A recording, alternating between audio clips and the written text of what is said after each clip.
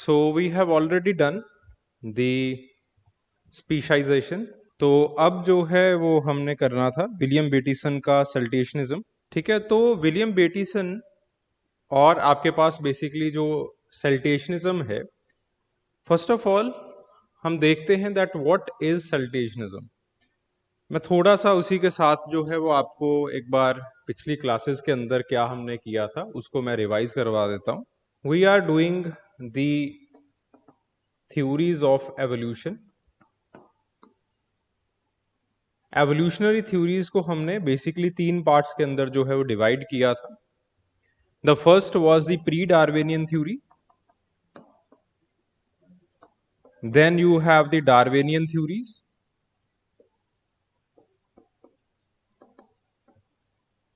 Then आपके पास जो है आप पोस्ट डार्विनियन थ्योरी, और पोस्ट डार्विनियन थ्योरी के बाद जो है वो आपके पास यही पोस्ट डार्विनियन थ्योरी असिमिलेट होंगी and they will form what we are और what is known as the synthetic theory of evolution.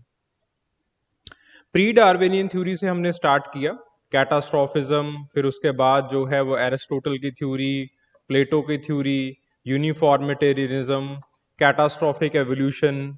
ठीक है, then at the end we did the Lamarck's theory of evolution. ठीक है, फिर उसके बाद बात आती है डार्विन की थ्योरी की। तो डार्विन की थ्योरी के अंदर पहले हमने जो है वो डार्विन की थ्योरी को पढ़ा कि डार्विन जो है वो कहते क्या है। ठीक है, डार्विन ने जो नेचुरल सिलेक्शन का सिद्धांत दिया है वो आखिरकार है क्या। फिर उसके बाद डार्विन की थ्योरी के हमने जो है वो क्रिटिसिज्म किए। क्रिटिसिज्म करते करते हमने ये देखा कि डार्विन की थ्योरी के अंदर बेसिकली जो है वो बहुत सारे लैग्स थे। और फिर बात आती है पोस्ट डार्विनिज्म के ऊपर, और पोस्ट डार्विनिज्म के अंदर बेसिकली इन्हीं लैग्स को जो है वो सही करने की कोशिश की जाती है। ठीक है, सबसे पहली जो चीज आती है पोस्ट डार्विनिज्म के अंदर ये होती है the rediscovery of the Mendelian laws. Mendel की जो है वो आपने देखा कि आपके पास जो है वो डेथ हो जाती है। और again Mendel was not very much concerned with the evolution etcetera. ठीक है, बेचारा मंक था वो तो। But on the other hand फिर उसके बाद डिवेरिस, बेटिसन जिसको हम आज करेंगे, श्मार्क, ये लोग जो है वो आपके पास आते हैं और जो डार्विन है उनके जो काम है उनको बेसिकली जो है वो रीडिस्कवर करते हैं। ठीक है, और यहां पे जो है वो हमें ये पता चलता है कि इनहेरिटेंस होता कैसे है। ठीक है, चेंजेस आ जाती हैं लेट्स से जीन्स के अंदर या फिर आपके पास कुछ जो जर्म प्लाज्म है उसके अंदर जो है या फिर जर्मिनल सेल्स के अंदर चेंजेस आ जाती हैं, बट आपके पास जो है ये चेंजेस अगली generation from the G1 to G2 जो है वो किस तरह से ट्रांसफर होती हैं।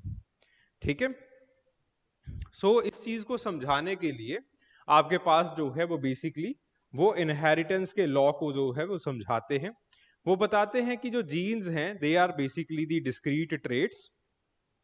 ठीक है, उन्होंने जीन्स वर्ड जो है वो नहीं यूज किया था, उन्होंने बेसिकली फैक्टर्स यूज किया था। देखो दो तरह की चीजें होती हैं, एक होते हैं कंटिन्यूअस यूनिट्स, एक होते हैं आपके पास डिस्क्रीट यूनिट्स। दोनों के अंदर अंतर समझते हो आप? Continuous units and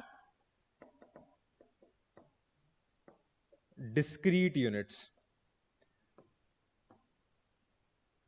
continuous units आपके पास जैसे फॉर एग्जांपल आपकी हाइट है, that is a continuous unit और अ कंटिन्यूअस ट्रेट। ठीक है, अब आपकी जो हाइट है वो अगर आपने कहना है कि मैं छोटा हूं तो किससे छोटे हो ये बताना पड़ेगा आपको। ठीक है, दुनिया के अंदर आपके पास हाइट्स जो हैं अगर हम डेटा कोलैबोरेट कर दें दुनिया की सारी हाइट्स का तो एक कंटिन्यूअस ग्राफ बनेगा आपके पास। ठीक है, अगर just for example let's say weight. अब वेट अगर आप कहो, वेट को 2 पार्ट्स के अंदर नहीं डिवाइड किया जा सकता। वेट के अंदर हम ये नहीं कह सकते हैं कि आपके पास जो है वो एक ज्यादा वेट है और एक कम वेट है। वेट जो है वो किसी का 50 किलो होगा, किसी का 51 होगा, 52, 53, 54, 55, 56। ऐसे आपके पास एक कंटिन्यूटी के अंदर आपको हर एक वेट वाला जो व्यक्ति है वो मिल जाएगा। ठीक है, तो आपके पास these trades they are the continuous trades और द कंटिन्यूअस यूनिट्स। ठीक है, ऑन दी अदर हैंड जो आपके पास फैक्टर्स होते हैं या कि आपके पास जीन्स होते हैं, according to the Gregor Mendel, they are discrete. Discrete का मतलब क्या है कि आपके पास या तो ये होगा या ये होगा। ठीक है, जैसे फॉर एग्जांपल आपका ब्लड ग्रुप सिस्टम, या तो आपके पास ए ब्लड ग्रुप हो सकता है, या फिर आपके पास बी ब्लड ग्रुप हो सकता है, या फिर आपके पास ए बी ब्लड ग्रुप हो सकता है, या फिर आपके पास ओ ब्लड ग्रुप हो सकता है, या फिर आप आर एच नेगेटिव हो सकते हो, या फिर आप आर एच पॉजिटिव हो सकते हो। अब ऐसा नहीं होगा आपके अंदर कि आप आधा ए ब्लड ग्रुप लेके चल रहे हो, आधा जो है वो बी ब्लड ग्रुप लेके चल रहे हो, ऐसा कभी भी नहीं होगा। ऐसे जो यूनिट्स होते हैं इनको हम कहते हैं डिस्क्रीट यूनिट्स या फिर डिस्क्रीट ट्रेट्स। ठीक है जी। आपके पास जीन्स जो हैं they are basically the discrete units of inheritance. ठीक है, बात समझ में आ गई। तो आपके पास जैसे फॉर एग्जांपल, फिर उसके बाद ये बताते हैं कि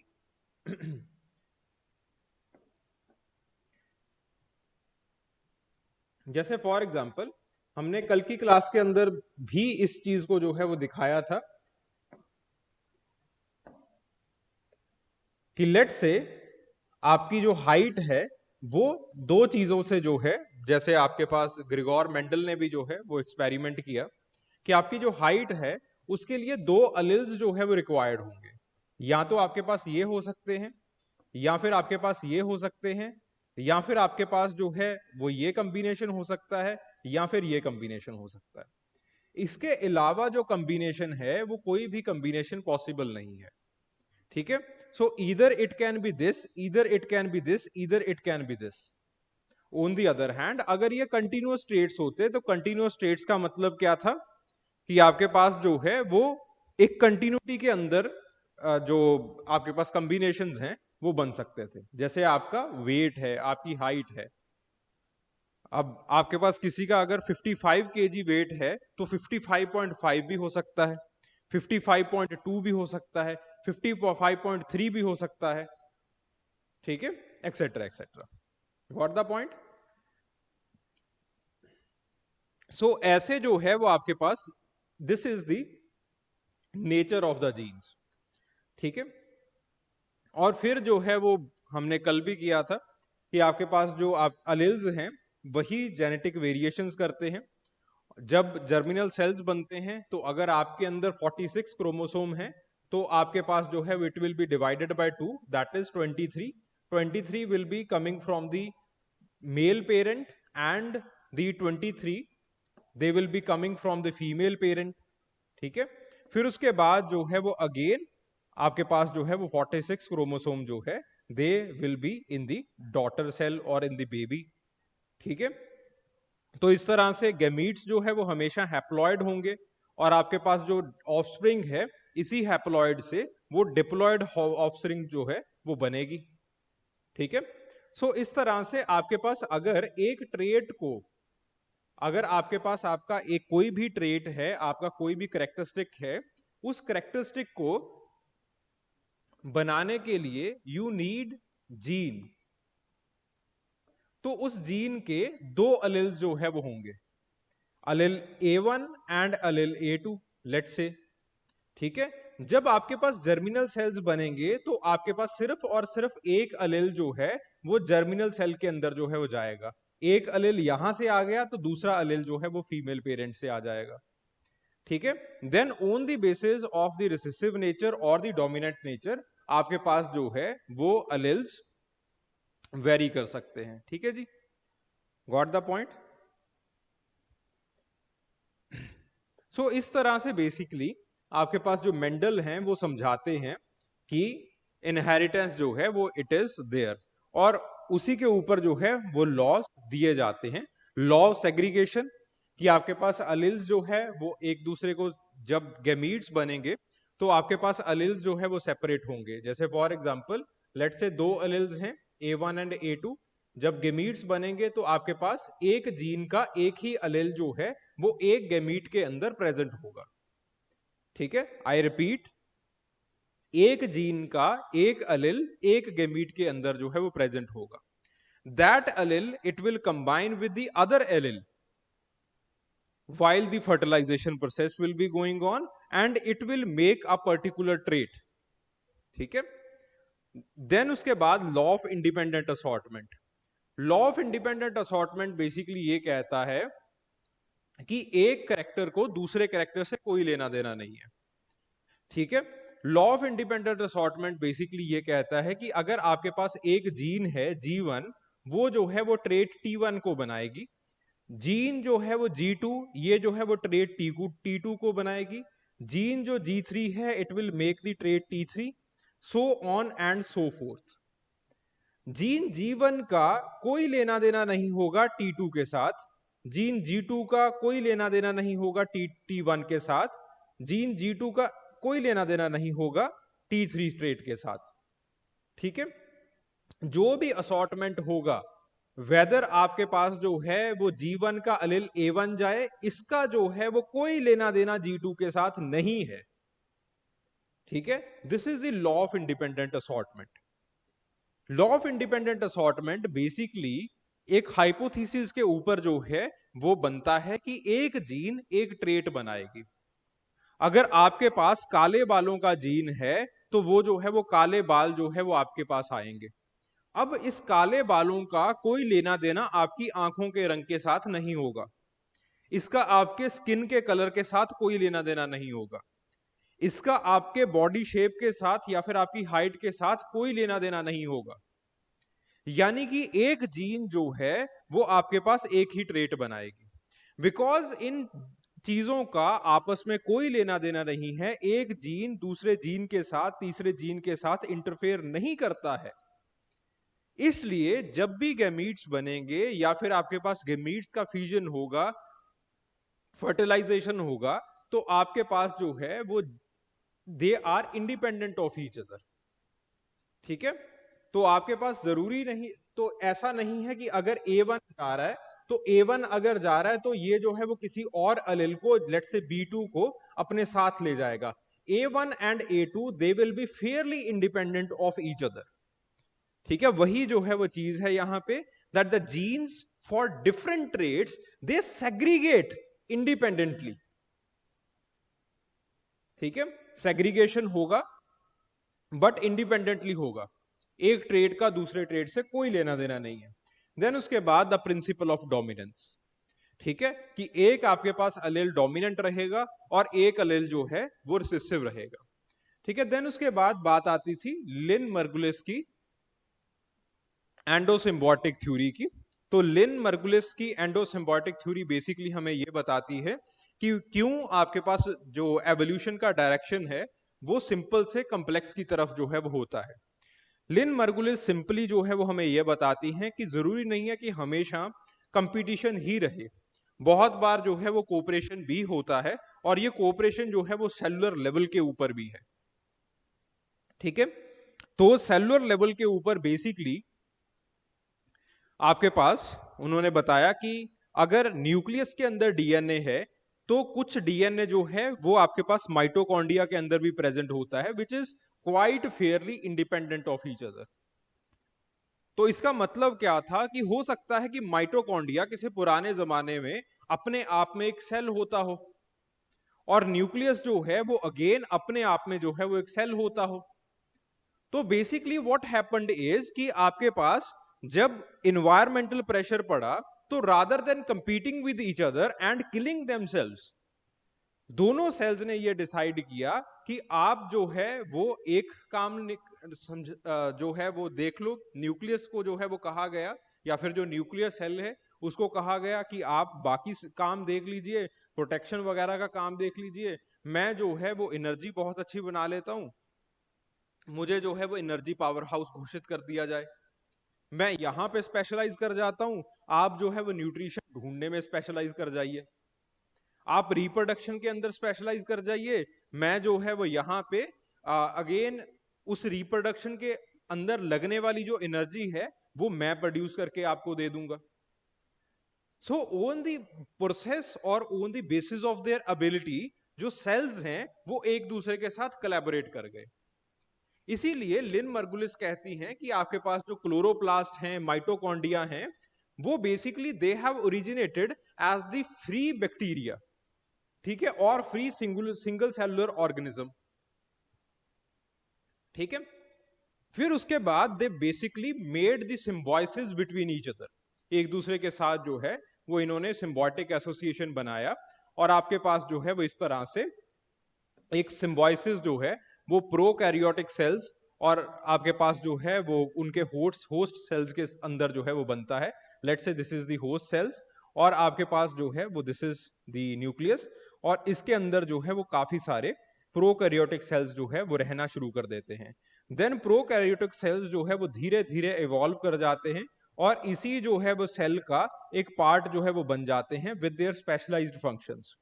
एंड दिस इज हाउ एक जो आपके पास प्रोकैरियोटिक सेल है वो यूकैरियोटिक सेल के अंदर बदल जाता है, और आपके पास जो है वो हमें दिखाई देता है कि आप जो ऑर्गेनिज्म है it has become more complex, और cells themselves they have become more complex. तो लिन मर्गुलिस ने बेसिकली ये बताया कि not always the competition is there, अगर हमेशा ही कंपटीशन होना था तो आपके पास इस तरह की कंप्लेक्सिटी कभी बनती ही ना। कंप्लेक्सिटी बनने का सबसे बड़ा कारण जो है वो that is the endosymbiotic analysis और द एंडोसिम्बायोसिज्म, और आपके पास सिम्बायोटिक थ्योरी, ठीक है। फिर उसके बाद जो है वो हमने कल की क्लास के अंदर बताया देखा कि कैसे जो है वो स्पीशाइजेशन होता है, how there is formation of the new species. तो फॉर्मेशन ऑफ न्यू स्पीसीज के अंदर दो चीजें हमने देखी, कि दो चीजें जो है वो मुखर होती हैं, दो चीजें सबसे इंपॉर्टेंट होती हैं। पहली चीज है the process of natural selection, जिसके साथ की जो आपके पास एडवांटेजियस ट्रेड्स हैं वो सिलेक्ट किए जाते हैं, advantageous traits according to the environment, ठीक है।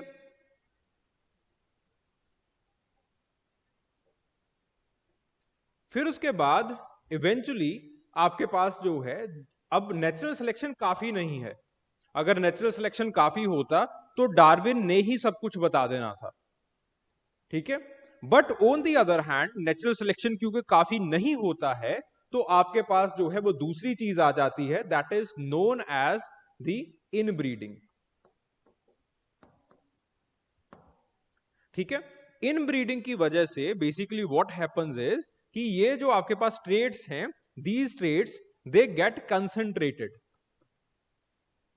ठीक है। Because these trades they get concentrated, they got so high कि आपके पास जो है वो धीरे धीरे ये जो एक स्पीसीज है वो दूसरी स्पीसीज जो है से जो है वो अलग हो जाती है। जैसे फॉर एग्जांपल हमने यहां पे देखा allopatric, peripatric, parapatric and sympatric speciation के अंदर। अगेन ये स्पीशाइजेशन जो है they are not very important, particularly allopatric क्या है, पेरीपैट्रिक क्या है, पैरापैट्रिक क्या है, सिंपैट्रिक क्या है, दे आर नॉट इंपॉर्टेंट पर से। इसकी टोपोलॉजी से यहां से स्पेसिफिकली अभी तक कोई क्वेश्चन पूछा नहीं गया है, और मुझे नहीं लगता है कि आने वाले टाइम में भी कहीं से जो है वो ज्यादा पूछा जाएगा question. But again just for your information यहां से ये कंक्लूड हो जाता है कि दो चीजें बहुत इंपॉर्टेंट होती हैं अगर आपने नई स्पीसीज को जन्म देना है, या फिर किसी सब स्पीसीज को भी अगर आपने जन्म देना है, तो ये चीजें जो है वो बहुत इंपॉर्टेंट हो जाती हैं। जो पहली चीज है दैट इज नेचुरल सिलेक्शन, और दूसरी जो चीज आती है that is the geographical isolation, sorry geographical isolation and inbreeding, ठीक है। तो आपके पास जो एलोपैट्रिक स्पीशाइजेशन है, एलोपैट्रिक स्पीशाइजेशन के अंदर बेसिकली एक जोग्राफिकल ब्रिज जो है वो दोनों स्पीशीज के अंदर जो है वो बन जाता है, बैरियर का फॉर्मेशन हो जाता है। जैसे for example take the case of the primates, ठीक है, अब केसेस बहुत सारे हैं प्रकृति के अंदर, नेचर के अंदर, बट क्योंकि प्राइमेट्स को हम आगे चल के स्टडी करेंगे, सो प्राइमेट्स इज जो न्यू वर्ल्ड मंकीज हैं और जो ओल्ड वर्ल्ड मंकीज का जो केस है, it is the most valid case और इंपॉर्टेंट केस। ठीक है। सो बेसिकली आपके पास न्यू वर्ल्ड मंकीज अमेरिका के अंदर रह गए, ओल्ड वर्ल्ड मंकीज जो है वो हमारे पास यहां पे आ गए, जिस वजह से दोनों के जो ट्रेड्स हैं वो बिल्कुल अलग अलग जो है वो आज आपको दिखाई देते हैं। Both of them they form the different species. ठीक है, जब अमेरिकाज के अंदर रहे तो वहां का जो एक क्लाइमेट था, वहां का जो एक एनवायरमेंट था, it was way different from what they have there in Africa. ठीक है, और अफ्रीका और एशिया के मंकीज जो है वो बिल्कुल डिफरेंट दिखते हैं आज, और अमेरिकाज के जो न्यू वर्ल्ड मंकीज हैं वो बिल्कुल डिफरेंट दिखाई देते हैं। ठीक है, अब ये स्पीशाइजेशन जो है वो it is not there in humans. Human population भी बहुत टाइम तक उसने जो है वो इनब्रीडिंग जो है वो कंडक्ट किया है। ठीक है, काफी टाइम तक रहा है, बट ह्यूमंस के अंदर ऐसा कुछ नहीं है। अब इसका रीजन क्या है, इसका रीजन जो है वो आगे चल के हम डिस्कस करेंगे। ठीक है, similarly there is the peripatric, जब आपके पास एक पर्टिकुलर पॉपुलेशन जो है वो अपनी पेरेंट पॉपुलेशन से अलग थलग जो है वो जाके रहना शुरू कर देती है। ठीक है, सिमिलरली आपके पास जो है वो पैरापैट्रिक, पैरापैट्रिक के अंदर जो है वो बेसिकली जो आपके पास बाउंड्री वाली पॉपुलेशन है वो जानबूझ के इस पहली पॉपुलेशन के साथ जो है वो रिप्रोड्यूस नहीं करती है। ठीक है, देन उसके बाद सिंपैट्रिक, जो बीच वाली पॉपुलेशन है वो अगेन पेरीफेरी वाली पॉपुलेशन के साथ जो है वो इंटरेक्ट नहीं करती है। ठीक है, so this is these are the examples of the speciation. तो स्पीशाइजेशन बेसिकली हमें ये बताता है कि सबसे जो बड़ी चीज है नेचुरल सिलेक्शन के साथ, वो आपके पास जो है वो आर्टिफिशियल सिलेक्शन भी है। What is the artificial selection? What do you mean by the artificial selection?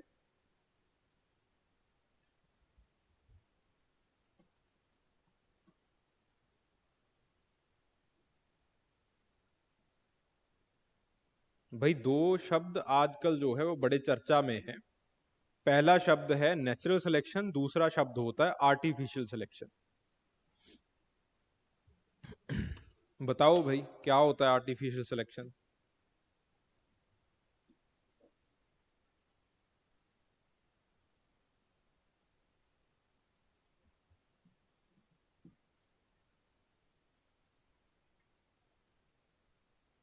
जब स्पीशाइजेशन की बात करते हैं, देयर आर थ्री थिंग्स जो कि आपके पास आगे भी आएंगी।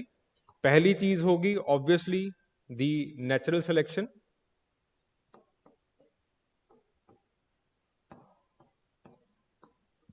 दूसरी चीज होगी reproductive isolation.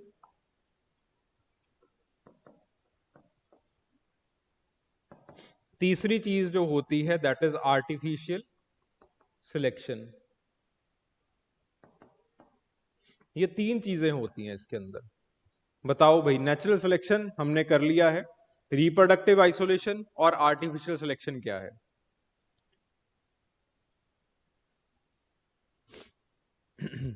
Okay, yes yes yes, social norms like endogamy etcetera, बिल्कुल सही बात है।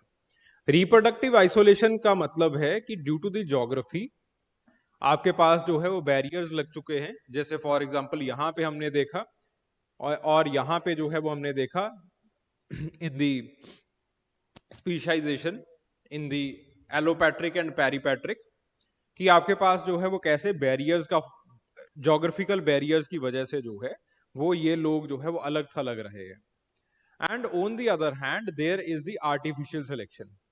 आर्टिफिशियल सिलेक्शन के अंदर बेसिकली अगेन जैसे बताया due to the own effort, जैसे फॉर एग्जांपल कास्ट बैरियर्स हैं इंडिया के अंदर, तो आपके पास जानबूझ के आप उन लोगों को सिलेक्ट करते हो जो लोग कल्चरली डिटरमाइंड होते हैं। ठीक है, तो इससे क्या होता है कि basically and these people who are culturally determined, they are generally living in the same और in the similar geographical settings.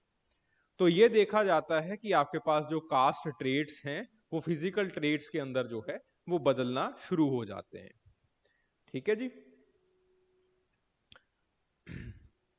Again India के अंदर जो है वो इसके ऊपर BS गुहा ने बात की है।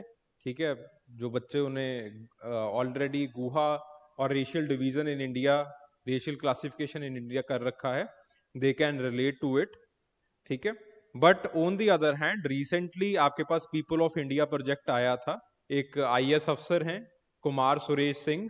ठीक है, UPSC ने ऑलरेडी सवाल भी उनसे पूछ रखा है, तो उन्होंने इस चीज को जो है वो रिजेक्ट किया था। ठीक है, चलिए। ठीक है जी, याद आ गया भाई पुरानी क्लास को? याद आ गई है? चल, फिर उसके बाद बात आती है विलियम बेटिसन और saltationism. Now what is saltationism? Saltationism basically दो थ्योरीज को कंबाइन करता है। ठीक है, बच्चों ने काफी सारे स्कॉलर्स ने इसको जो है वो ज्यादातर कैटास्ट्रोफिक थ्योरी के साथ जो है वो रिलेट किया है, बट ऐसा नहीं है। सेल्टेशनिज्म दो थ्योरीज को आपस में कंबाइन करता है और बेसिकली हमें यह बताता है कि आपके पास जो है वो कुछ चेंजेस, कुछ डिस्क्रीट चेंजेस जो है वो कैसे आती हैं। जैसे for example take the case, there are certain individuals that are born with the polydactyly syndrome. Polydactyly का मतलब क्या है? डक्टाइली का मतलब होता है आपकी उंगलियां। ठीक है, पेंटाडेक्टाइली का मतलब है 5 उंगलियां होना, यानी कि नॉर्मल कंडीशन होना। पॉलीडेक्टाइली का मतलब है 5 से ज्यादा उंगलियां होना, जैसे ऋतिक रोशन के पास है। ठीक है, तो अब जो है वो बेसिकली आपके पास now these kind of traits they do not make any sense. ठीक है, सिमिलरली इन सम इंडिविजुअल्स आपके पास जो है वो generally there are 2 nipples, but in some individuals there are 3 nipples. ठीक है, now these changes they do not make any sense, they do not have any kind of evolutionary significance, natural selection का कोई role नहीं है इनके अंदर। But आपके पास एक ऐसी अजीब सी डिस्क्रीट चेंज जो है वो कई ऑर्गेनिजम्स के अंदर देखी जाती है after the number of generations. ठीक है, ये जो है वो आपके पास अगेन डाइवर्सिटी का कोई हिस्सा नहीं बनती है, but again it is very important to see कि अगर आपके पास जो है वो इस तरह से ग्रेजुअल चेंजेस आ रही हैं, तो ग्रेजुअल चेंजेस आते आते आते आते एक जो है वो आपके पास कैटास्ट्रोफिक चेंज जो है वो बन जाएगी। ठीक है, there might be a catastrophic change in here, फिर उसके बाद देन अगेन ग्रेजुअलिज्म जो है वो फिर कैटास्ट्रोफिक चेंज, फिर ग्रेजुअलिज्म। तो दिस इज नोन एज सेल्टेशनिज्म। ठीक है, तो बेसिकली इनका मानना क्या था कि ये जो सेल्टेजनिज्म है, again these probable changes they are very important. ठीक है, सेल्टेजनिज्म बेसिकली क्या होता है, that it says that evolution they can occur in the large sudden changes. कि आपके पास ग्रेजुअल चेंजेस तो होती ही हैं, इस तरह से ग्रेजुअल चेंजेस तो आपके पास आती ही रहेंगी। ये ग्राफ तो आपके पास बनेगा ही बनेगा कि ग्रेजुअल चेंज आ रहा है, बट आपके पास कई बार ये चेंजेस भी जो है वो आती रहती हैं। ठीक है, और ये चेंजेस जो है वो आगे चल के हमें पता चला these changes because of certain mutations.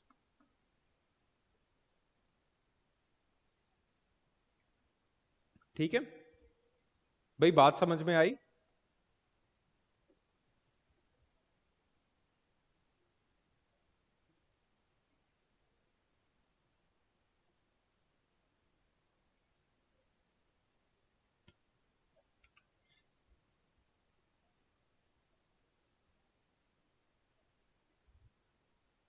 एक बार डाइजेस्ट करो, बात समझ में आ रही है भाई?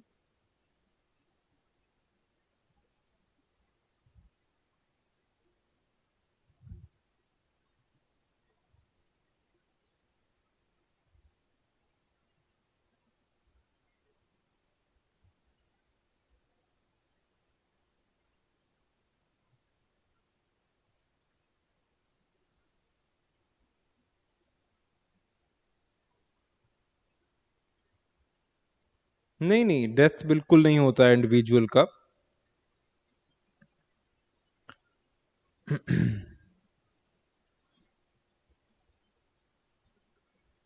जस्ट 2 मिनट दो मुझे।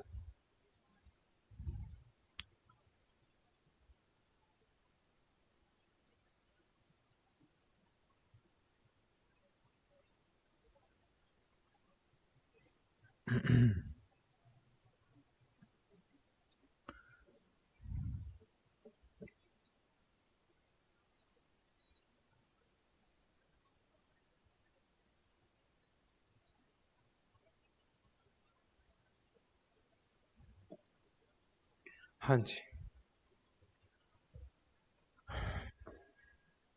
ठीक है। तो ऐसे कुछ चेंजेस जो है वो आपके पास आपकी बॉडी के अंदर हमेशा से ही रहेंगी, ठीक है। तो बेसिकली आपके पास, और उसी के साथ विलियम बेटिसन जो है वो एक और कंसेप्ट देते हैं होम्योटिक म्यूटेशंस का। अब बेसिकली आपके पास म्यूटेशंस क्या होती हैं? By the definition of the mutation we know that mutations, they are the sudden changes.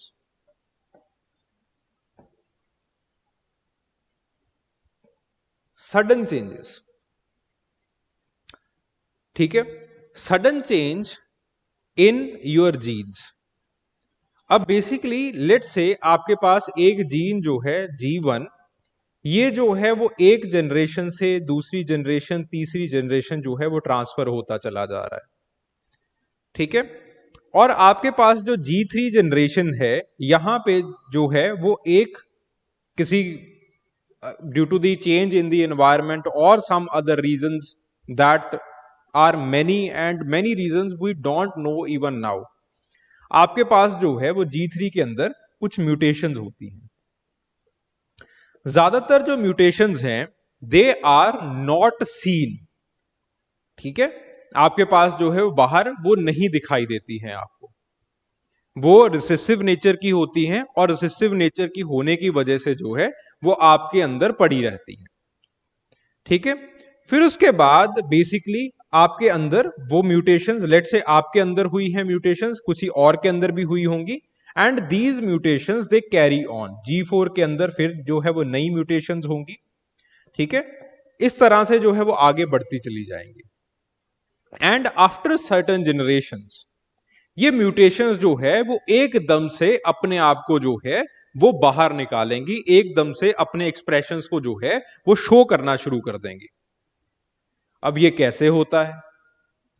ठीक है, basically let's say you have a mutation जो कि आपकी उंगलियों को बना रही है, ठीक है। आपके जीन के अंदर म्यूटेशन हुई है and that is of recessive nature, ठीक है। अब बेसिकली अगर एनवायरमेंट का एक्सपोजर आपके साथ है तो किसी और के अंदर भी वो म्यूटेशन हुआ होगा, because similar kind of environment बाकी लोगों को जो है वो एक्सपोज कर रहा है, बाकी लोगों के पास भी उसका एक्सपोजर है, ठीक है। जनरली इट अकर्स कि जब आपके पास जो है वो सेम सब कास्ट के अंदर आप रहते हो, सेम ज्योग्राफी के अंदर आप रहते हो, तो या फिर आप जो है वो सेम क्लैन को बिलोंग करते हो, गोत्र को बिलोंग करते हो, तो आपके पास जो है वो जनरली एक जनरेशन के अंदर अगर एक इंडिविजुअल में म्यूटेशन होगी तो आपके पास बाकी इंडिविजुअल्स के अंदर भी वो म्यूटेशंस जो है वो देखी जाती हैं। इट इज जनरली सी, ठीक है, because you are getting expose to the similar kind of environment, ठीक है। तो अब बेसिकली होता क्या है here, what important is, let's say you have mutation that is recessive in nature. आपकी शादी हो रही है, आपकी जो है वो किसी नॉर्मल इंसान के साथ शादी हो गई, म्यूटेशन जो है वो अपना रिजल्ट नहीं दिखाएगी, and these things they will go on until और अनलेस आपकी ये जो आर है, ये जो रिसेसिव म्यूटेशन है, वो किसी और रिसेसिव इंडिविजुअल के साथ जो है वो शादी कर लेता है। जब इस तरह से रिसेसिव के साथ जो है वो शादी हो जाती है, these things they are going to express themselves, ठीक है। तब ये जो है वो अपने आप को एक्सप्रेस करती है, एंड देन सडनली हमें लगता है कि सडन चेंज आया है, एक कैटास्ट्रॉफिक चेंज जो है वो आपको दिखाई देता है। जैसे for example polydactyly. Now polydactyly, this syndrome it is recessive in nature, this mutation it is recessive in nature. ये म्यूटेशन आपको कुछ नहीं कहेगी until or unless another allele जिसके अंदर अगेन रिसेसिव अलिल जो है वो आपको सेम म्यूटेशन वाला आपने इनहेरिट किया है, तो जो बच्चा पैदा होगा अगेन उसकी उंगलियां जो है वो ज्यादा होंगी। Got the point? ठीक है भाई, बात समझ में आ रही है? तो हमें ऐसे लगता है that there are the sudden changes, और बेसिकली विलियम बेटिसन के बाद हमें यह पता चलना शुरू हो गया कि आपके पास जो है, जो हमें ड्रामेटिक चेंजेस जो है वो दिखाई देती हैं इंडिविजुअल के अंदर। ठीक है, जैसे फॉर एग्जांपल समटाइम्स इंसेक्ट्स के अंदर जो है वो आपके पास legs they are replacing the antennae. ठीक है, तो आपके पास जो है वो ये दिखाई देता है कि आपके पास जहां पे इंटीने होते हैं आंच वगैरह के, वहां पे भी legs like structures, not proper legs but pseudo legs like structure जो है वो बने हुए होते हैं। और अगेन ऐसा नहीं है कि पूरे प्लांट्स के अंदर जो है वो ये आपको, या फिर आपके पास जो है पूरे इंसेक्ट्स के अंदर जो है वो आपको ये सारी चीजें दिखाई देंगी। पूरा का पूरा आपके पास जाति, जो आपके पास स्पीसीज है वो पूरी की पूरी चेंज हो जाएगी, ऐसा नहीं होगा। ठीक है, but there will be these sudden changes and these changes they are recurring. एक बार आया, फिर उसके बाद अगले जनरेशन के अंदर कुछ नहीं होगा, फिर उसके बाद आफ्टर द nth जनरेशन दोबारा फिर से वही चेंज जो है वो आपको दिखाई देगा, बट इन सर्टेन इंडिविजुअल्स। ठीक है, ये खोज बहुत इंपॉर्टेंट थी, बिकॉज ये खोज जो है वो हमें उन सडन चेंजेस के बारे में बता रही थी, कैटास्ट्रॉफिक चेंजेस के बारे में बता रही थी। और वो कैटास्ट्रॉफिक चेंजेस कैसे आती हैं इनके बारे में जो है वो हमें पता चलना शुरू हुआ। Got the point? समझ में आ रही है अभी बात? This is one of the reasons कि क्यों हम ह्यूमन रेस के अंदर जो इनब्रीडिंग है वो बिल्कुल बिल्कुल इट इसीलिए ह्यूमन रेस के अंदर जो है वो इनब्रीडिंग को जो है वो अच्छा नहीं माना जाता है। ठीक है, इट फेवर्स ग्रेजुअलिज्म और against it. Yes, basically it favours gradualism also, और आपके पास ये कैटास्ट्रॉफिक चेंजेस कैसे आती हैं ग्रेजुअलिज्म की वजह से, इसको जो है वो बताती है। ठीक है, समझ में आ रही है बात? ठीक है, क्योंकि ग्रेजुअल आपके पास जो म्यूटेशन है, mutation they will be the sudden changes. Again जो मेजर कारण है म्यूटेशन का वो होगा आपका एनवायरमेंट। एनवायरमेंट चेंज हो रहा है, या फिर एनवायरमेंट के अंदर कुछ टॉक्सिसिटी फैल गई, कुछ भी हो गया है ऐसा, तो आपके पास जो है वो एकदम से चेंजेस आएंगी।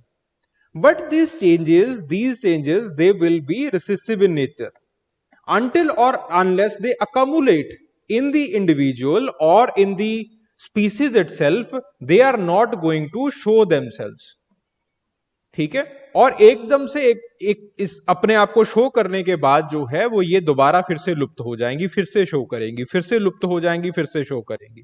ठीक है, इस तरह से आपके पास ये जो है वो आपके पास कैटास्ट्रॉफीज भी बनेंगी, बट आपके पास इवेंचुअली जो ग्रेजुअल चेंज है वो भी इसके अंदर जो है वो रहेगा, यानी कि ग्रेजुअलिज्म भी रहेगा और कैटास्ट्रॉफिक एवोल्यूशन को भी ये दिखाती है, या फिर कैटास्ट्रॉफिक चेंजेस को भी ये बताती है।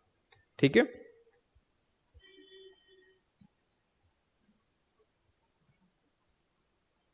Got the point?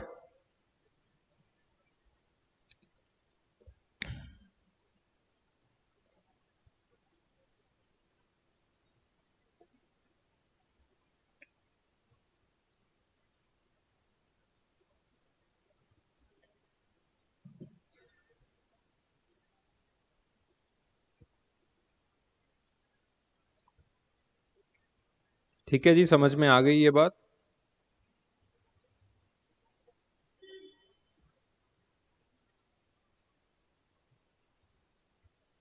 हाँ या ना? ठीक है। देन उसके बाद बात आती है अगली थ्योरी की, द मॉडर्न सिंथेसिस और the synthetic theory of evolution. Basically जो सिंथेटिक थ्योरी है, इसकी अगर डेफिनेशन की बात की जाए तो synthetic theory of evolution it is a theory और इट इज अ हाइपोथेसिस जो कि आपके पास चार्ल्स डार्विन की थ्योरी को और आपके पास जो मेंडल की थ्योरी को जो है वो आपस में कंबाइन करती है। It creates the modern synthesis.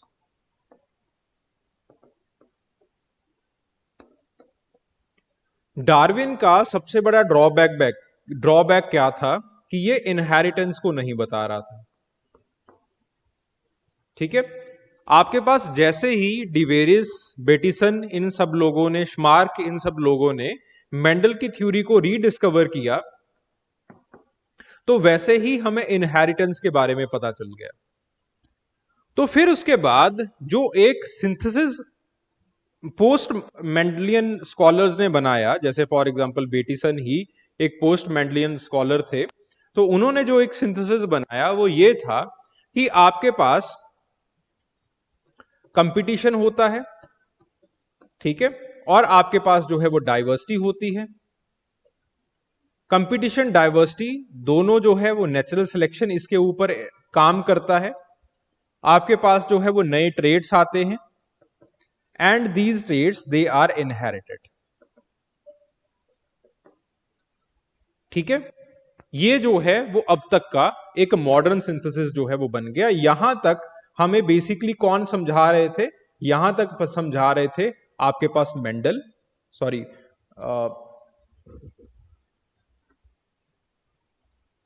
Darwin,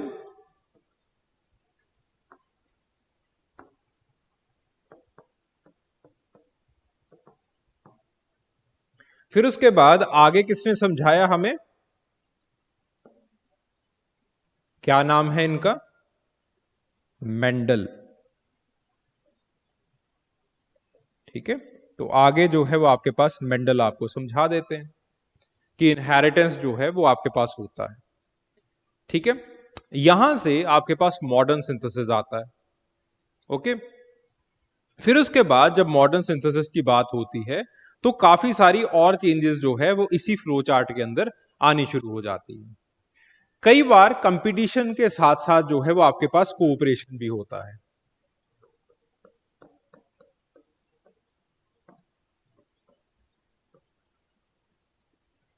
ठीक है।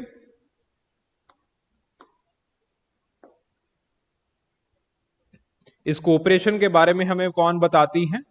मर्गुलिस।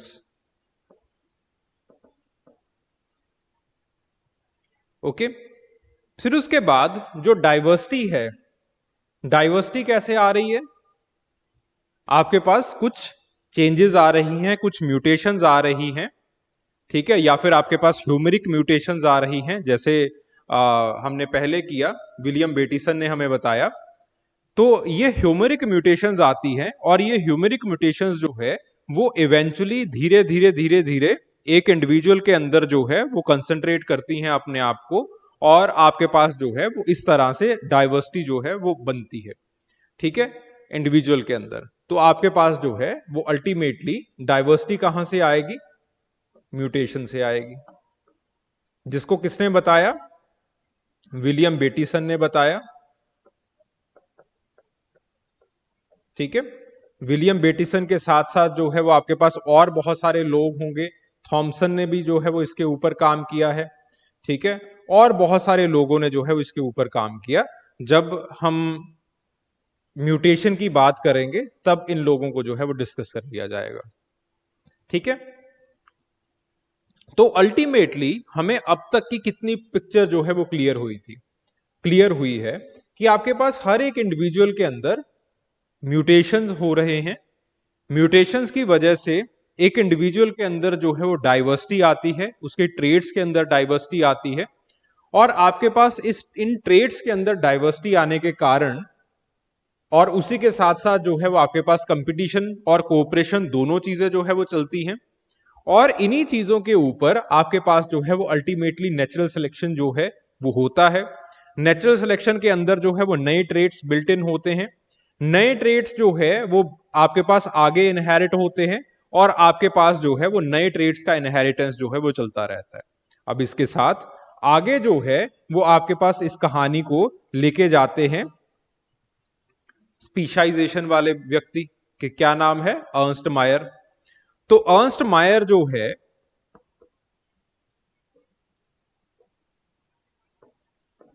अर्नस्ट मायर जो है वो बेसिकली बताते हैं कि आपके पास जो स्पीशाइजेशन है यानी कि जो बर्थ ऑफ न्यू स्पीसीज है वो किस तरह से हो रहा है। ठीक है, यानी कि आपके पास दो चीजें जो है वो बेहद बेहद बेहद इंपॉर्टेंट है। कौन कौन सी दो चीजें? जो पहली चीज है that is known as the natural selection, जो कि यहां पे हो चुकी है। दूसरी चीज जो है that is the geographical isolation.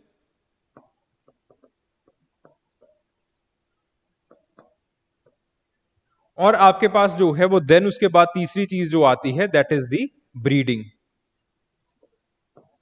और इन ब्रीडिंग, और आपके पास जो है वो एक आर्टिफिशियल सिलेक्शन जिसको हमने देखा था। तो इन चीजों के ऊपर जो है वो फिर नई स्पीसीज जो है वो बनती है। ठीक है, got the point? So this becomes the modern synthesis. ठीक है, इसी मॉडर्न सिंथेसिस के अंदर फिर हमारे पास जो है वो नई चीजें और ज्यादा जो है वो ऐड होती हैं, जैसे for example mutation, gene flow, genetic drift etcetera etcetera. यहां तक क्लियर है? This diagram it is clear to everybody?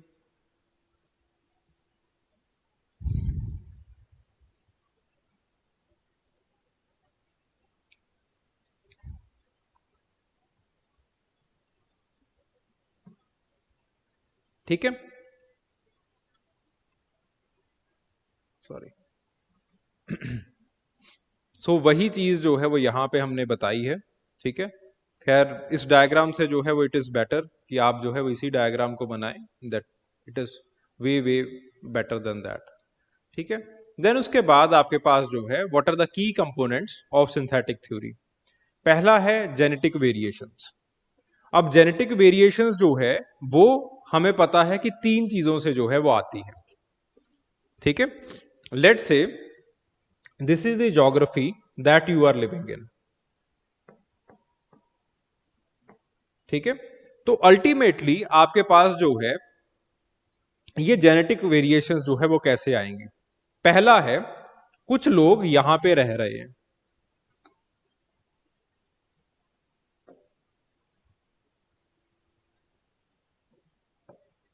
They are the original inhabitants. इन ओरिजिनल इनहेबिटेंट्स के ऊपर जो इन्वायरमेंट है वो एक्ट कर रहा है। अब लेट से एनवायरमेंट के अंदर कुछ चेंजेस आ गई, डेल्टा चेंज आया, तो इसका मतलब क्या है? In some of the individuals, in some of the individuals आपके पास जो है वो कुछ चेंजेस आनी शुरू हो जाएंगे। These changes they will be the mutations.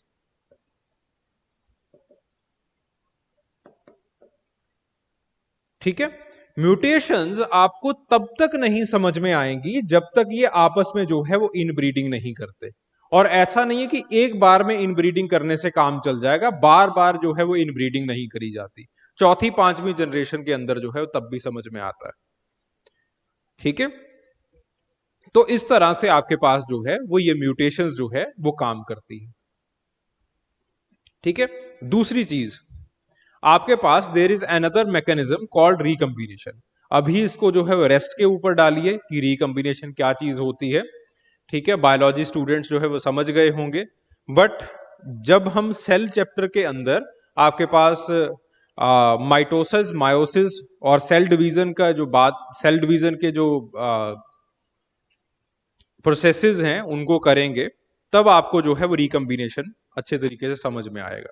ठीक है, recombination it is one of the mechanisms जिस वजह से जो है वो आपके पास आपकी इतनी बड़ी डाइवर्सिटी बनती है। ठीक है, आप और आपके भाई, चाहे आपके पास 8, 10, 15 भाई हों, वो सारे के सारे भाई जो है वो एक दूसरे से अलग दिखते होंगे, उनके अंदर जो है वो डाइवर्सिटी होगी। इस डाइवर्सिटी का जो सबसे बड़ा कारण है वो है रिकम्बिनेशन, कि आपके पास जो जीन्स हैं वो अपने आप को चेंज करती रहती हैं, वो रिकम्बाइन होती रहती हैं। ठीक है, this is known as the recombination. कुछ ज्यादा जो है वो यहां पे इंपॉर्टेंट नहीं है। जैसे ही हम सेल वाला चैप्टर करेंगे वहां पे जो है इस चीज को अच्छे तरीके से समझाया जाएगा।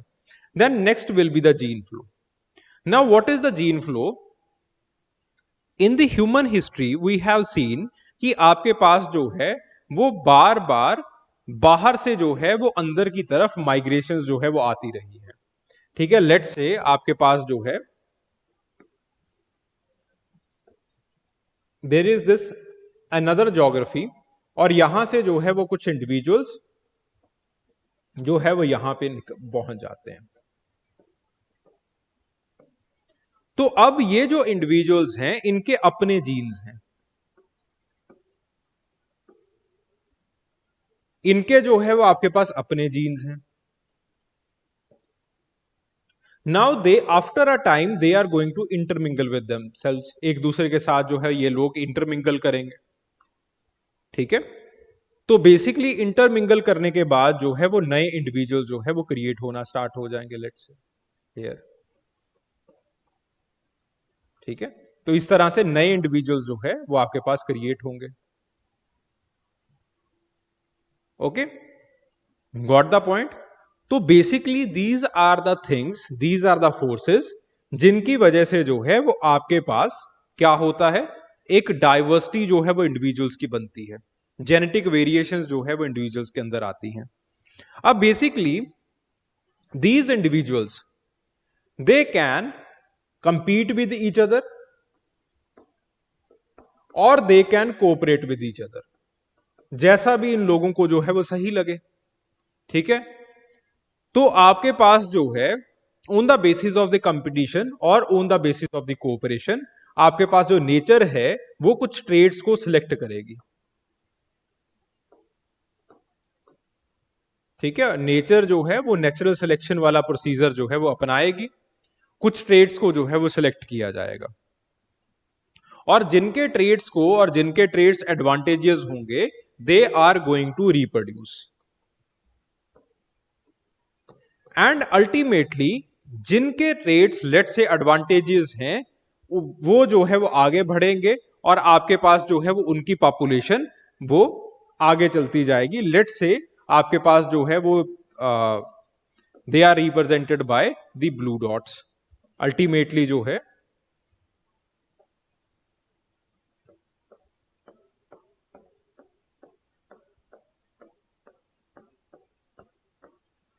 ठीक है,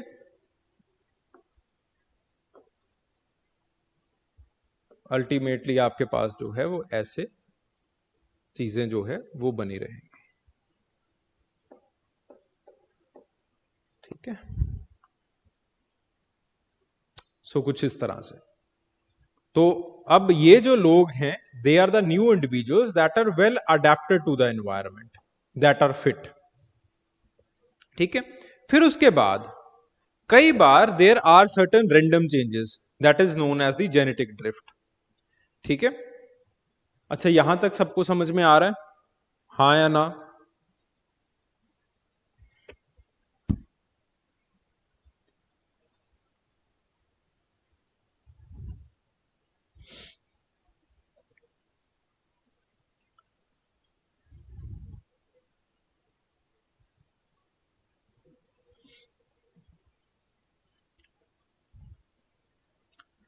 ठीक है, फिर उसके बाद there is something called the genetic drift. अब जेनेटिक ड्रिफ्ट के साथ अंदर क्या होता है,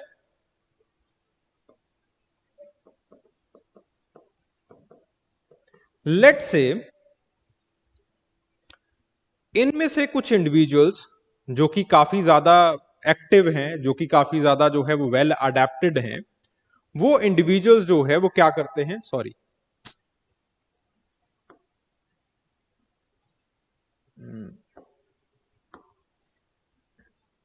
this was a geographical boundary. ठीक है, कुछ इंडिविजुअल्स जो है वो काफी अच्छा कर रहे थे,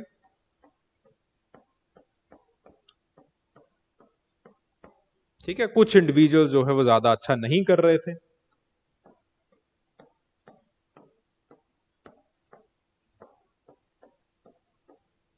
ये जो इंडिविजुअल्स बहुत अच्छा कर रहे थे, लेट से दे वेंचर आउट, और आपके पास ये फिशिंग के लिए जाते हैं। ठीक है, फिशिंग के लिए हॉबी नहीं, जनरली जो है वो ये देखा जाता है that in the indigenous societies, जो आपके पास छोटी छोटी सोसाइटीज होती हैं, जब फिशिंग के लिए जाते हैं लोग तो ऐसे लोगों को भेजा जाता है जो कि बड़े फिजिकली फिट होते हैं। ठीक है, तो ऐसे फिट इंडिविजुअल जो है वो फिशिंग के लिए चले जाते हैं। जब ये फिशिंग के लिए गए तो सुनामी आ गई,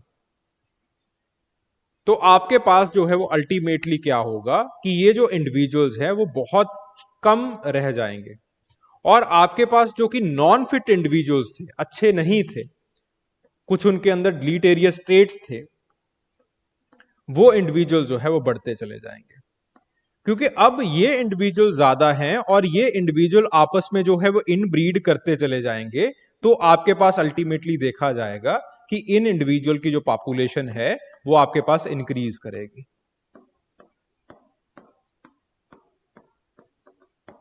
ठीक है, और आपके पास बाकी जो फिट इंडिविजुअल्स हैं उनकी पॉपुलेशन जो है वो कम रह जाएगी। अब बेसिकली था क्या कि आपके पास नेचुरल सिलेक्शन ये कह रहा था कि आपके पास सिर्फ और सिर्फ जो फिट इंडिविजुअल्स हैं, एनवायरमेंटली फिट इंडिविजुअल्स हैं, उनकी गिनती बढ़ेगी।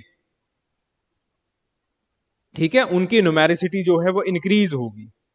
But eventually what will happen is that कि आपके पास जो है वो ये इंडिविजुअल्स की जो गिनती है, आपके पास जो अनफिट इंडिविजुअल्स हैं उनकी गिनती जो है वो बढ़ जाती है, और इस चीज को हम कहते हैं जेनेटिक ड्रिफ्ट। ठीक है, गॉट द पॉइंट? समझ में आ रही है बात?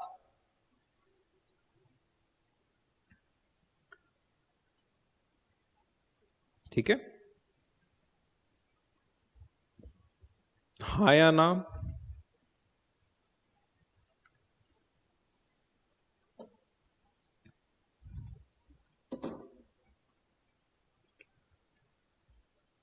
ठीक है, एक बार डाइजेस्ट कीजिए इस चीज को। बेसिकली ऐसा नहीं है कि अब नेचुरल सिलेक्शन का फिनोमिना यहां पे लगेगा नहीं, ऐसा नहीं है बिल्कुल भी। But on the other hand ये जो लोग हैं, ये जो आपके पास अनफिट इंडिविजुअल्स हैं, इनकी गिनती बहुत ज्यादा है, इनकी न्यूमेरिसिटी बहुत ज्यादा है। बेचारे ये लोग तो मारे जा चुके हैं,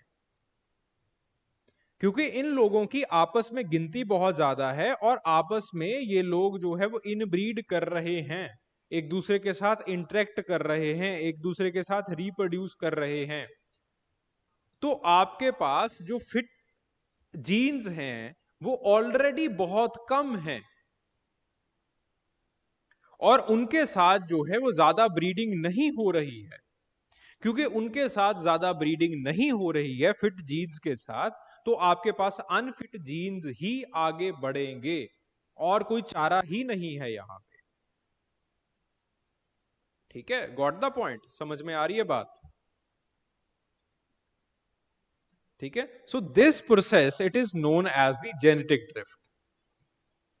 ठीक है, सो आपके पास जो है वो इवेंचुअली हमें जो है वो दो तीन चीजें और पता चलती हैं इसी के अंदर, जिसके अंदर पहली चीज ये है कि आपके पास जो नेचुरल सिलेक्शन है वो पूरे के पूरे जीनोम के ऊपर जो है वो एक्ट करता है। आपके पास जो है वो सॉरी, पूरे के पूरे जीनोटाइप के ऊपर जो है वो एक्ट करता है। आपके पास जो है वो एक जीन के ऊपर जो है वो ये एक्ट नहीं करेगा। ठीक है, ये जो है वो हमें पता चलता है, क्योंकि आपके पास यहां पे सी हेयर कि जब जेनेटिक ड्रिफ्ट आया तो जेनेटिक ड्रिफ्ट जो है वो पूरे के पूरे इन लोगों को जो है वो लेके चला गया। तो आपके पास इसका मतलब ये नहीं है कि ट्रेट्स गायब हुए हैं पॉपुलेशन के अंदर। पॉपुलेशन के अंदर पूरा का पूरा जो जीनोटाइप है वो गायब हो चुका है। Got the point? पूरा का पूरा जो एक जीन टाइप है, पूरा का पूरा जो इनका दिखावट है, पूरा का पूरा ये जो आपके पास जीन पूल है वो कम हो जाएगा। Similar is with the natural selection. ठीक है, let's say there are certain individuals, let's say आपके पास जो है वो हमने एक और मैं एग्जांपल लेता हूं। लेट्स से आपके पास ये ज्योग्राफिकल बाउंड्री है, इस ज्योग्राफिकल बाउंड्री के अंदर जो है वो बड़े फिट इंडिविजुअल जो है वो बैठे हुए हैं।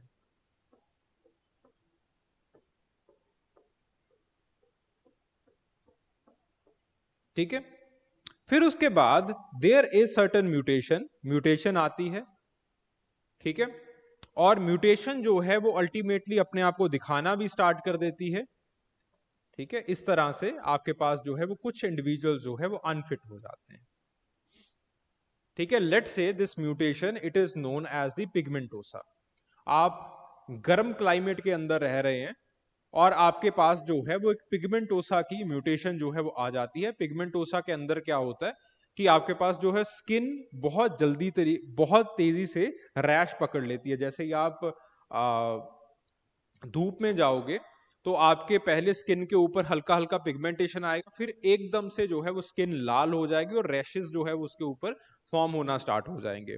स्किन बहुत ज्यादा ड्राई रहती है और ये जो है वो सारी चीजें होती हैं एक जेनेटिक म्यूटेशन की वजह से। एंड बेसिकली ये जो डिसीज है ये आपको अनफिट बनाता है, क्योंकि आप बाहर जाके काम नहीं कर सकते हो। अगर आप बाहर जाके काम नहीं करोगे इन दी हंटिंग एंड गैदरिंग सोसाइटीज और इन दो सेटिंग्स, तो आप किस तरह से जो है वो जीवित रह पाओगे? This is unfit trait. तो अगर आपके पास ये लोग जो है वो अनफिट हैं, ठीक है, तो इसका मतलब आपके पास एक ट्रेट की वजह से ऐसा नहीं है कि जेनेटिक और जो नेचुरल सिलेक्शन है वो आपके पास इस ट्रेट को जो है वो सिर्फ और सिर्फ खारिज करेगा, वो पूरे के पूरे इंडिविजुअल को जो है वो आपके पास नष्ट कर देता है। तो अगर इनके अंदर कुछ अच्छे जीन्स भी होंगे तो आपके पास वो जीन्स भी रेप्लिकेट नहीं कर पाते हैं, बिकॉज आपके पास जो है वो एक खराब जेनेटिक ट्रेट है। ठीक है, तो पिगमेंटोसा वाला जो व्यक्ति है या फिर पिगमेंटोसा वाले जो व्यक्ति हैं वो जो है वो आपके पास अगेन बाहर बहुत कम वेंचर करेंगे, न्यूट्रिशन बहुत कम मिलेगा उनको, एंड इवेंचुअली धीरे धीरे धीरे धीरे कोई उनके साथ शादी नहीं करेगा and they are going to die out. ठीक है, so this is what will happen in here. Ernst Mayr इस चीज को बताते हैं कि आपके पास एक जो खराब जेनेटिक ट्रेट है उस वजह से पूरा का पूरा जो जीनोटाइप है वो खतरे में आ जाता है। ठीक है, तो आपके पास जो है वो इसका मतलब ये है कि जो एनवायरनमेंट है वो कई बार बुरे ट्रेड्स की वजह से बहुत सारे जो अच्छे जीन्स होते हैं उनको भी रिजेक्ट कर देता है। तो natural selection it does not mean, I again repeat, natural selection does not mean कि आपके पास हमेशा ही फिट ट्रेड्स को लिया जाएगा। आपके पास बहुत बार जब फिट ट्रेड्स को लिया जाता है तो आपके पास जो है वो बहुत सारे नॉन फिट ट्रेड्स भी आपके पास आ जाते हैं। जैसे for example take the case of the sickle cell anaemia. अब सिकल सेल एनीमिया के अंदर एक ट्रेट है that you are resistant to malaria, तो उस वजह से नेचर ने आपको सिलेक्ट कर लिया। बट उसके साथ साथ there are many unfit traits also. आपको जो आप जो जेनेटिक डिसीजेस हैं वो बहुत तेजी से लगेंगे। ठीक है, तो आपको लीवर का डिसीज जो है वो बहुत आप ससेप्टेबल हो जाएंगे, किडनी डिसीजेस जो है वो आपको आएंगे। तो नेचुरल सिलेक्शन बहुत बार जो है वो आपके पास खराब चीजों को भी ले लेता है, उसको भी रख लेता है। ठीक है, अच्छी चीजों के साथ साथ, अच्छे ट्रेड्स के साथ साथ। ठीक है, बहुत बार जो है वो ये उल्टा भी होता है। ठीक है, बहुत सारे अच्छे ट्रेड्स होते हैं इंडिविजुअल के अंदर, लेकिन एक पिगमेंटोसा का ट्रेट आ गया, he will not able to go outside, तो उसके जो अच्छे ट्रेड्स हैं वो भी साथ के साथ जो है निकल जाएंगे। तो natural selection it is a quite ambiguous process. जैसे डार्विन ने बताया था कि आपके पास अच्छे ट्रेड्स ही लेगा, ऐसा नहीं होगा। नेचुरल सिलेक्शन कुछ चीजों को अच्छा लेगा, कुछ चीजें जो है वो बुरी भी ले लेगा। ठीक है। तो इवेंचुअली जूलियन हक्सले आते हैं। जूलियन हक्सले इन सारे साइंटिफिक थ्योरीज को कोलैबोरेट करते हैं और आपके पास जो है वो एक नई टर्म बनाते हैं, that is the new synthesis और द मॉडर्न सिंथेसिस और द एवोल्यूशनरी सिंथेसिस। ठीक है।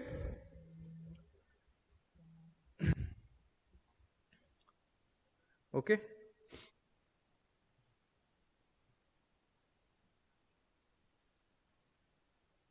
चलिए जस्ट गिव मी 2 मिनट्स।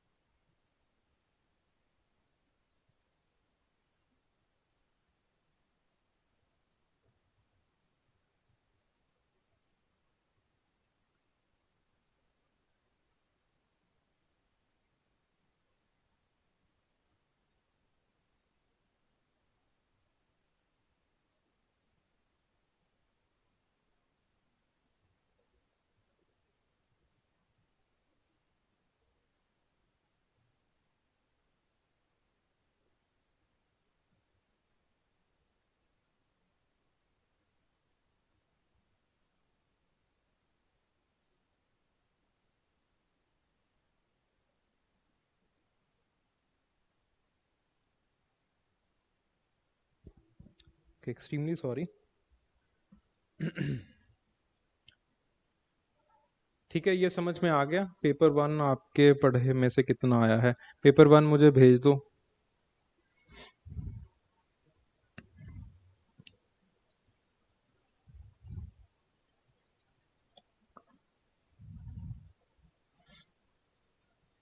ठीक है, तो this is how the synthetic theory of evolution. मैं 2 मिनट, मुझे एक बार पेपर वन भेज दो ना, तभी तो मैं देखूंगा।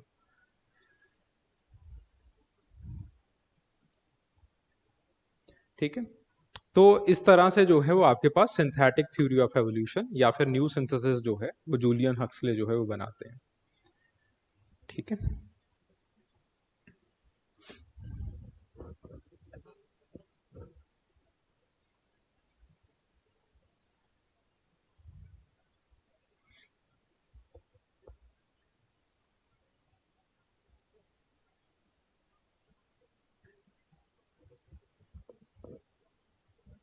ठीक है भाई, क्लियर है सब कुछ?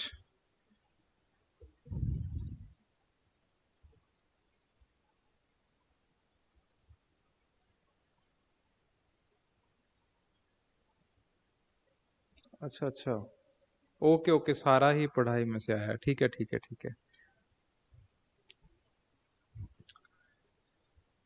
Okay.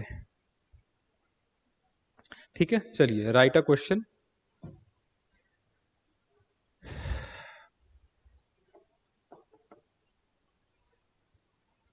Explain how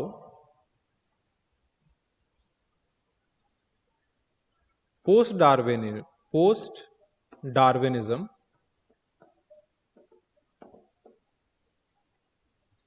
led to the development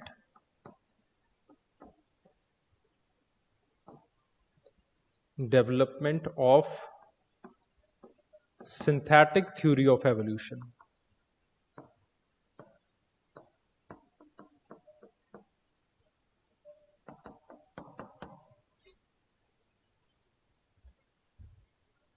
ठीक है,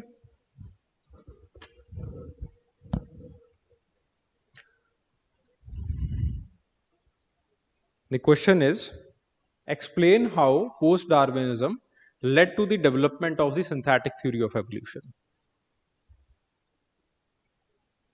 ठीक है, क्वेश्चन बेसिकली है कि पोस्ट डार्विनिज्म के अंदर जो खोज हो रही थी, कौन कौन सी खोज हो रही थी? सबसे पहले रीडिस्कवरी हुई मेंडलियन लॉज की, फिर उसके बाद स्पीशाइजेशन के बारे में हमें पता चला, फिर उसके बाद म्यूटेशंस के बारे में हमें पता चला। ठीक है, यानी कि सडन चेंजेस भी आ सकती हैं। उसके बाद हमें ड्रिफ्ट के बारे में पता चलता है कि जेनेटिक ड्रिफ्ट होती है एक चीज। ठीक है, फिर उसके साथ साथ हमें यह भी पता चलता है कि आपके पास सिर्फ कंपटीशन नहीं होता है, there is also the symbiosis. ठीक है, तो एक कोऑपरेशन भी होता है। ठीक है, तो इन चीजों का हमें पता चलना शुरू हो गया।